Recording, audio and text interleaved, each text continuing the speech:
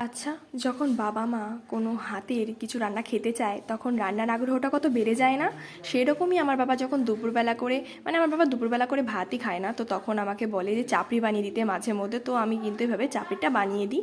চালের গুঁড়ো আর ময়দা দিয়ে আর একটুখানি নুন মিশিয়ে এরকম ব্যাটার তৈরি করে চাপড়িটা বানাই। আচ্ছা, এখন ভাবছো তো যে চালের গুঁড়ো দিয়ে চাপড়ি এটা আবার কী জিনিস, চাপড়িটা কী? এই যে আমরা যে আটা দিয়ে গোলা রুটিটা খাই, তোমরা যারা গোলা রুটি বলো, সেটাই যখন চালের গুঁড়ো দিয়ে বানানো হয় তখন তাকে বলা হয় চাপড়ি। তো আমরা এটাকে চাপড়ি বলি, অনেকে এটাকেও গোলা রুটি বলে। তো এভাবে জল দিয়ে গুলিয়ে নিয়ে হাতের আঙুলের সাহায্যে এরকম করে গোল্লা গোল্লা পাকিয়ে এভাবে বড় করে নিতে হবে রুটিটাকে। তারপর এপিট ওপিট সেঁকে নিলেই কিন্তু দেখো আমাদের চাপড়ি একদম রেডি। তো বাবা দুপুরবেলা করে ভাত না খাওয়াতে এরকম চাপড়িগুলোকে বানিয়ে দিলে বাবা এই চাপড়িগুলোকে খায়। তো তোমাদের কারা কারা এই চাপড়িগুলোকে ভালোবাসো, মানে খেয়েছো, তোমরা নামটা জানো, তারা অবশ্যই কমেন্ট করে জানিও। আমার কিন্তু খুব ভালো লাগে। আর বাবাকে দেখো আমি দিয়ে আসছি, বাবা এখানে শুতে পড়ছিল। আজকের মতন বাই।